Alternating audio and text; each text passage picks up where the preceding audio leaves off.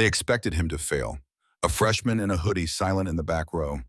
But when he stood up, the entire lecture hall forgot how to breathe. What if the quietest student turns out to be the sharpest mind in the country? This isn't just a story of math. It's a story of dismantling prejudice, one line of chalk at a time. The first time Professor Strickland looked at Kameron Miles, it wasn't curiosity, it was judgment. It lasted only a second, but that second burned deeper than any insult. Kameron sat in the middle row, hoodie-faded notebook in hand, eyes calm. He didn't slouch, didn't seek attention. But in her eyes, he had already failed.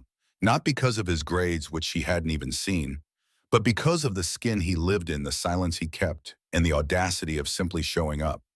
The lecture hall was filled with murmurs, eager students flipping pages, prepping for another intense lecture. But as Strickland's heels clicked against the floor, the room froze. She was known for brilliance and brutality. Her class wasn't where you learned, it was where you proved you belonged. As she scanned the room, her gaze paused just for a beat on Kameron. A smirk didn't form, but the dismissal in her eyes was louder than words. Kameron felt it. That silent message, you are not supposed to be here. But he didn't flinch, because deep inside he wasn't there to ask permission. He was there to let truth speak. Professor Strickland didn't waste time. With military precision, she filled the board with equations, complex, elegant, ruthless. Her handwriting was sharp, like blades, her pace unforgiving. We'll begin today with Laplace transforms, she said coldly. The class scribbled, racing to keep up. Some lost track halfway. No one dared ask questions. Except Kameron. He wasn't writing, he watched. Line after line, symbol after symbol. And then his brow tightened, just slightly. Something was wrong. A coefficient had been moved too early. A transformation misplaced. The kind of error no one would notice unless they understood math, not just memorized it. He looked around. The class was too busy following to notice they were being misled. The room was swallowing her words as gospel. And she was enjoying it. Kameron could have ignored it, but a storm was already building inside. Because this wasn't just math. It was the age-old story repeating, those with power speaking error, and everyone else too afraid to say it's wrong. And in that moment, Kameron knew. He wasn't here to pass calculus. He was here to expose the systems that hide behind symbols. He raised his hand, slow, calm, deliberate. At first, no one noticed. Then someone gasped softly. The room tensed like air before a storm. Professor Strickland stopped mid-sentence. Her eyes narrowed. Yes, she asked, voice flat. There's a mistake in the second transformation, Kameron said, voice steady. The coefficient, it's applied too early. It'll throw the whole solution off. Silence. Thick. Paralyzing. Her lips curled just slightly. You're sure I am, he said without blinking. For a moment, Strickland didn't speak. Then, as if humoring a child, she gestured toward the board. Come. Correct it if you believe you can, the class whispered. Some grinned, expecting humiliation. Others leaned forward, intrigued. This wasn't just a correction, it was a confrontation. Kameron rose, not out of arrogance, not to prove anything, but because he couldn't bear watching error dressed up as excellence. As he walked to the front, each step felt like a ripple through concrete. He picked up the chalk, erased the flawed line, and rewrote it. The numbers aligned. The flow returned. Then he stepped back. The room silent, unblinking. Strickland didn't praise him. She just muttered, fine, but Kameron didn't need her approval. He had the truth. Strickland turned back to the board, her movements crisp, calculated. But something in her grip on the chalk had changed, tighter, sharper. She didn't like being corrected, least of all in front of an audience, especially not by him. But she wouldn't show anger. No, Strickland was more surgical than that. Since you're feeling confident, she said without turning, let's see how deep that confidence runs. She began writing again. The new equation spanned half the board layers of integrals, nested transformations, nonlinear boundaries. It was brutal, not part of the syllabus, not meant to be solved, only to break. She turned. Solve this. Kameron blinked once. He understood. This wasn't a question. It was war. He walked to the board. The room held its breath. A few students smiled behind their hands, waiting for him to stumble. But Kameron didn't hesitate. He solved. Each line flowed from him like a river, knowing its destination. His mind didn't pause. His heart didn't race. The chalk obeyed. Strickland folded her arms, watching. But with each symbol, her smirk faded. He wasn't bending, he was building. When he finished and turned around, the class was still silent. Not in mockery, but in awe. Strickland stepped forward. "You skipped a step," she said, voice clipped. Kameron raised an eyebrow. "I didn't." "Here." She pointed sharply. He nodded. "Partial decomposition. I did it mentally. But if you'd like, I can write it out." The way he said it, calm, precise, void of arrogance, cut deeper than defiance. It was the sound of someone who didn't need to prove anything because truth doesn't shout, it stands. Strickland inhaled sharply. "No," she said. "That won't be necessary." A wave shifted across the room. Heads turned, eyes widened. Even those who had doubted him now saw the weight of what just happened. Strickland had no counter. And she knew it. The whispering returned. But now it wasn't mockery. It was momentum. Admiration blooming beneath disbelief. A student near the back murmured, "He actually did it." Another whispered, "She tried to bury him." And he built a ladder. Kameron walked back to his seat silent. He didn't smile. He didn't need to. Because in that room full of intellect, silence was the loudest applause. When Kameron returned to his seat, something had changed, something unspoken. No one laughed. No one dared. Eyes followed him, not with pity or mockery, but with something heavier, recognition. Even the students who had smirked earlier now looked at their notes like they no longer trusted them. A few stared at the board, then at Kameron, then back at their own desks, as if wondering, why didn't I see that in the front row? Professor Whitaker, renowned, respected, and quietly ruthless, shifted in his chair. He whispered to the professor beside him, "Let's see how long this one lasts." Kameron didn't hear it, but Strickland did. She stood straighter, gaze narrowing. This wasn't over. Not yet. With one breath, she stepped forward again. "Let's raise the stakes." The chalk hit the board hard. A second problem unfolded, bigger, sharper, colder. It was designed not to test skill, but to humiliate. To remind Kameron that in this space, brilliance had rules. And those like him weren't supposed to win more than once. But what they didn't understand was this: Kameron didn't come to survive. He came to shatter everything they believed was unshakable. The board filled faster than before. Strickland's hand moved like a weapon, slashing symbols across the surface. Derivatives within integrals. Limits tangled in substitutions. A problem meant for PhDs, not undergrads. Definitely not for someone like Kameron. She stepped back. "Let's see you solve this." A hush fell over the hall. Kameron stood slowly, no words, no glances. Just resolve. Somewhere near the back, a student whispered, "He's gonna back down." Another muttered, "This isn't fair." But fairness had never been the currency of this room. Kameron approached the board, picked up the chalk, and began. The first stroke was confident, the second smoother. Line after line, the chaos on the board began to take shape. The impossible began to breathe. Students leaned forward. Phones stopped buzzing. Even Whitaker stopped fidgeting. Kameron didn't pause to think. Because this was what they never understood, he'd already seen the solution in his mind. Now he was just translating it from genius to chalk. By the fourth line, the whispers had stopped. By the sixth, jaws had begun to drop. Strickland's arms crossed tighter across her chest. The look on her face shifted from condescension to concern. Because this wasn't just a correct solution, it was elegant, purposeful. Every transformation sliced away the unnecessary. Every number flowed into the next like it was always meant to be there. One student whispered, "That's not even the method from our textbook." A second replied, "It's better." And for the first time, something cracked in the room, not from noise, but from realization. This wasn't just a student solving a problem. It was a dismantling of hierarchy, of expectation, of fear. Because for years, they'd been told what brilliance looked like. And now it looked like Kameron, hoodie, calm eyes, unapologetic presence. Strickland stepped forward slowly, trying to find an error. She traced each line with her eyes. There wasn't one. She clenched the chalk harder. The room watched her, not Kameron, because now they were waiting for the one thing she never imagined she'd have to do: admit she was wrong. Strickland said nothing, but her silence said everything.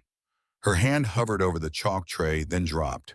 She turned away from the board, her voice flatter than ever. "We'll move on, move on, move on." From the moment the impossible just happened, Kameron stepped back from the board, calm, measured, still not smiling. But every student who watched him felt something shifting in their chest, something dangerous, something true. A girl in the front row murmured to herself, "I didn't think people like us were even allowed to be that good." Whitaker, meanwhile, leaned forward, eyes narrowed. He didn't believe in luck, and what he just witnessed wasn't luck. It was legacy in motion. Strickland picked up the textbook, thicker now, older, pages marked and worn with age. She flipped deep into the back and placed it on the podium. "Let's see if this one humbles you." The class tensed again. Kameron didn't flinch. Because Strickland didn't understand. This wasn't just about solving equations anymore. It was about proving they'd never been the gatekeepers of genius to begin with. That final problem wasn't just hard, it was a monument. The kind of problem professors frame and hang above their desks. One that took doctoral students days to unpack. She pointed at it. "This was taken from a national math symposium," she said. "It's unsolved in this department. Challenge issued." The class was breathless. But Kameron, he didn't hesitate. He stood, walked to the board, and in that moment something in Strickland flickered like the first crack in a frozen lake. She hadn't expected him to accept. Because this problem wasn't just about math anymore. It was about who had the right to treat him. He picked up the chalk and began to write. This time no one blinked, not even the professors, because it wasn't just about the numbers. It was about what was happening between those numbers. Truth, rebellion, legacy. And as Kameron's first line hit the board with calm precision, every person in that room knew. They weren't watching a student. They were watching history. The chalk moved fast, precise, unflinching. Kameron's hands glided across the board, but his mind was already 3 steps ahead. He didn't pause to second guess. He didn't hesitate for approval. Because the problem wasn't intimidating to him. It was familiar. Somewhere between line 3 and 4, the classroom began to shift. The students weren't just watching, they were learning. Not from Strickland, not from a textbook, but from a peer, from Kameron. His approach wasn't conventional, it was refined, intuitive, as if he'd unlocked a path others hadn't even seen existed. A student whispered, "That's not in any of our lectures." And another breathed, "No, it's better." Strickland's eyes narrowed. This wasn't just talent. This was vision. She'd tried to trap him, but he was building a door out of her own walls. Every line of chalk on the board was another truth she could no longer deny. And when he reached the final step, when he underlined the answer and stepped back without flair or boast, silence fell. Because once again, he didn't need to speak. His brilliance already had. No one clapped. No one needed to. The power in the room had already shifted. Strickland stepped forward slowly, eyes scanning his solution. Her fingers trembled just slightly, but to the untrained eye, she remained composed. Inside, though, she was spiraling. She wanted to find a flaw. She needed to find a flaw. But there was none, just a wall of pure, undeniable precision. A guest professor leaned toward Whitaker, whispering, "Did you see how he simplified the nested transforms? That's genius?" Whitaker didn't answer. He couldn't. Kameron had done what they believed was impossible. And worst of all, he had done it without arrogance, without theatrics, just truth. Strickland finally spoke, her voice thinner than before. "You solved it. No congratulations, no acknowledgement, just a brittle observation." Kameron gave a single nod, calm, almost gentle. That quiet humility, that refusal to gloat, made her defeat sting even more. She turned back to the class, but the lecture had already ended, even if the clock said otherwise. Because now everyone was looking at him, and not just as a student, but as the new standard. After class, the hallway buzzed, not with noise, but with tension. Students passed each other wide-eyed. Some whispered. Others simply walked in silence, thoughts spinning. Kameron stayed behind, packing up slowly. Strickland lingered, arms crossed, eyes avoiding his. But just as he reached the door, her voice followed him. "I hope you're not satisfied with that." He stopped. "I wasn't trying to impress you," he replied quietly. Strickland's eyes hardened. "Then let's see if you're impressive somewhere that matters." She walked toward the podium and pulled a packet from her bag, thick, stapled, intimidating. "The National Math Symposium is in 3 weeks. I'm nominating you." Gasps filled the room. Kameron turned. "I'm not looking for a stage," he said. But Strickland smiled, not kindly, but strategically. "No," she said, "but everyone will be watching, and I want to see what happens when you're not the smartest one in the room. It wasn't an invitation. It was a trap. She still believed pressure would break him. What she didn't realize is that pressure was his element. By the next morning, news had spread like wildfire. Kameron Miles is entering the national math competition. Some students were thrilled, finally someone who looked like them stepping into the spotlight. Others scoffed. He's good, they said, but he's not that good. In the library and cafeterias and stairwells, debates flared. Some predicted triumph, others expected collapse. Whitaker, leaning over his coffee, told a colleague, "The higher you rise, the harder you fall. Just wait." But Kameron, he said nothing. While they gossiped, he studied. He wasn't trying to win an argument. He was preparing for a war. Laplace transforms, Fourier analysis, recursive sequences. He studied them all, not just to memorize, but to master. And every night when the lights dimmed and the building emptied, Kameron stayed. He didn't want applause. He wanted armor. Because he knew when that day came, they wouldn't just be judging his answers.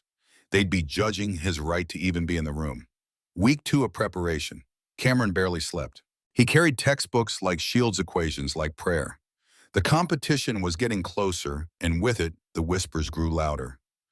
"You'll never beat someone from MIT. He's just having a lucky streak. He'll break under real pressure."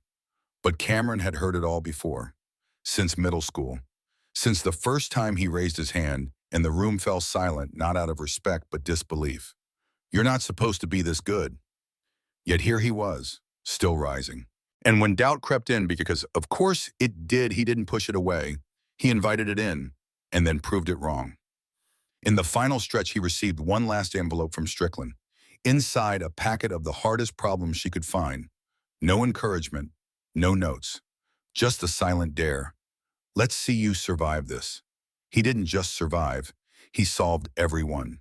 Faster, cleaner, better. Strickland had hoped it would shake him, but it only lit a fire she'd never be able to extinguish. Because Kameron wasn't chasing permission anymore. He was chasing truth that couldn't be denied. The grand auditorium at the University of Pennsylvania was unlike anything Kameron had seen. Velvet-draped curtains, rows of judges, and above them all, a digital timer counting down to destiny. He stepped inside. Every gaze found him. Some scanned him with curiosity, others with contempt. A competitor from Stanford whispered to his teammate, "Is that the freshman everyone's talking about?" The other smirked. "He won't last 2 rounds." Kameron heard it. He didn't respond. He didn't come to change their minds with words. He came to do what he always did, let the numbers speak for themselves. On the judges' panel, Strickland sat stiffly, her face unreadable, her presence a test all its own. The announcer spoke. The first round began. Mental math, no pen, no paper. Just instinct. Contestants froze. Some blinked. Others stumbled. But Kameron. He leaned forward, hands on the desk, eyes locked on the screen. Answers poured from him like reflex. Fast, clean, unshakable. And as his name climbed the leaderboard, even the ones who came to see him fail started to lean in. The second round came fast, proof-based logic. The kind of round that tripped even the best minds, where a single skipped step could unravel your whole argument. Contestants scribbled frantically, pages fluttering like panicked wings. But Kameron, he moved like time had slowed. Each line of reasoning was smooth, exact. He didn't just solve the problem, he told a story through it. Professors began murmuring. A judge from Princeton leaned forward, eyebrows raised. "He's not just smart," he whispered. "He's elegant." In the crowd, Whitaker's jaw clenched. This wasn't supposed to happen. "He's just a fluke," he muttered, "just a loud fluke." But inside, he felt it. The ground was shifting. Strickland watched too, her fingers laced tightly, like holding her silence together. She had thrown Kameron into the fire. But he wasn't burning, he was forging something brighter. By the end of the round, 2 names remained at the top. A PhD from MIT and Kameron Miles, a boy in a hoodie, a genius no one wanted to admit, but who now stood as their equal in rising. The final question appeared on the screen. It was a monster. Nested integrals within nonlinear systems. A problem designed not to be solved, but to reveal who would break trying. The MIT PhD cracked his knuckles, breathing slow. He'd seen problems like this. Trained for them. Kameron. He simply tilted his head. He wasn't racing. He was listening to the pattern within the chaos. The timer started. The room held its breath. Pens scratched. Minds battled. Some competitors stopped midway, erasing, restarting, collapsing under pressure. But Cameron moved forward, deliberate and unhurried. He wasn't just solving, he was decoding a language only he could hear. Each line simplified complexity into truth. The final step arrived. He boxed the answer. Then, he sat back, finished. The MIT student was still scribbling, sweat glistening on his forehead. And Cameron, he was already done.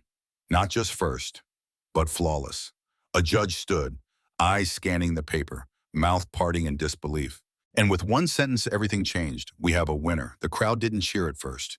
They stared, as if they needed to see the board again just to believe it wasn't a dream. Then it came. Applause, first one hand, then a wave, then a storm. The judge raised Cameron's paper. He didn't just solve it. He rewrote how we understand it. Strickland gripped her seat nails, pressing into the armrest. Her silence was louder than any scream. Whitaker slumped, disbelief etched across his face. This wasn't supposed to happen. Not to him, not to someone who looked like that. Cameron stood quietly, accepting no spotlight, making no grand gesture. He didn't need to, because the equation still glowed on the screen. And truth doesn't need applause to be true. He had come into their arena, beaten their best, redefined the very standard they tried to hold above him. And when he looked at Strickland, there was no pride, just clarity. He didn't need her respect. He had earned the world's. After the results, students gathered outside the auditorium like witnesses to something sacred. No one could stop talking. But Cameron, he slipped away, back into the quiet, back into the shadows, where he always did his best work. Strickland finally stood, her knees heavier than usual. She walked toward Whitaker, but no words came. There was nothing left to say. She had challenged him, doubted him, set traps in ceilings, in invisible lines. And he had erased them all with one piece of chalk. In the days that followed, professors wrote about the boy who solved the unsolvable. Students told their friends, "You should have seen it. I'll never forget that moment." But Cameron didn't want a monument. He didn't want to be legend. He wanted something bigger, to make it easier for the next one who looks like him to walk into a room like that and not have to prove they belong. Because he had shown once and for all, genius has no face, and brilliance doesn't ask for permission. The next morning, the lecture hall at Michigan wasn't the same. Students arrived early, whispered softer, looked around more thoughtfully. When Cameron entered, same hoodie, same notebook, every eye turned. He didn't walk differently. But the world beneath his feet had changed. Even those who once laughed at him now moved aside. Strickland entered moments later, sharp as ever, composed. But her eyes, those always piercing eyes, lingered on Cameron longer than usual. She stood at the board in silence, then finally spoke. "Before we begin today's lecture," she said, voice steady but subdued, "I want to acknowledge something." The room froze.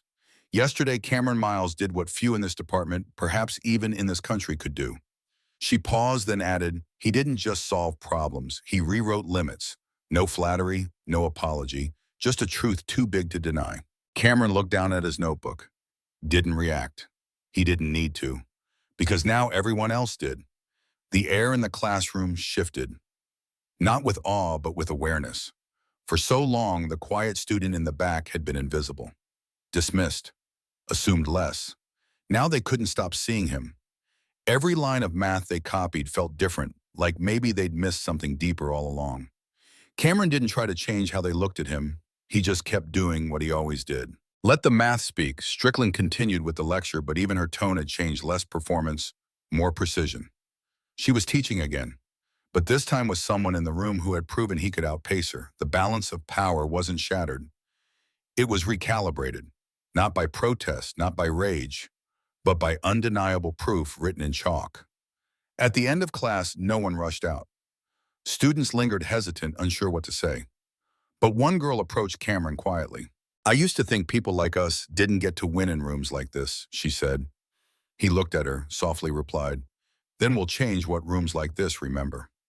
A week passed. Cameron kept his routine quiet, library mornings, late-night notebooks filled with equations only he understood. He didn't seek headlines, but headlines found him. One evening, a white envelope appeared in his campus mailbox. No return address, Inside was a handwritten letter. You challenged everything I thought I knew about genius, about worth, about who gets to be seen. And you did it without raising your voice. I don't know what your future holds, but I know one thing: it's bigger than any classroom I ever built. Thank you for making me see more clearly. It was unsigned, but the handwriting, delicate, tight, unmistakable, was Strickland's. He folded the letter carefully, not for keepsake, but as a reminder: some changes don't start with explosions. They start with a single correction that no one expected to be right. By month's end, professors across the country were sharing his solution. They called it the Miles Method. Some invited him to speak, others asked for mentorship. He declined them all. Not out of arrogance, but clarity. He didn't want to be a spectacle. He wanted to build paths others could walk through with ease. And slowly change followed. Another student like him raised their hand in a math class across the country. This time the professor listened. A young girl on a scholarship stopped hiding in the back row. A faculty board added a clause about equitable mentorship. Small things, but that's how legacies begin. Not in gold statues, but in open doors.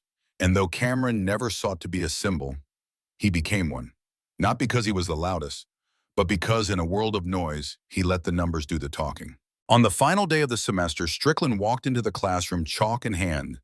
But before the lecture began, she turned to the board and did something no one expected. She wrote 3 words: "Truth needs space."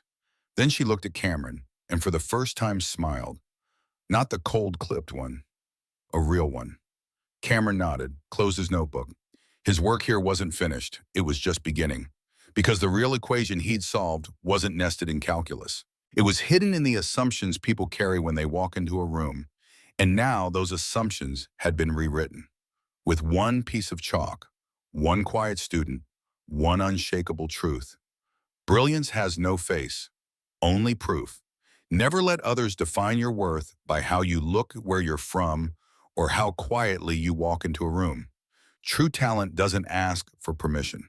It speaks through results. Kameron didn't raise his voice, but he raised the bar. And in doing so, he reminded us all: genius has no face, only proof.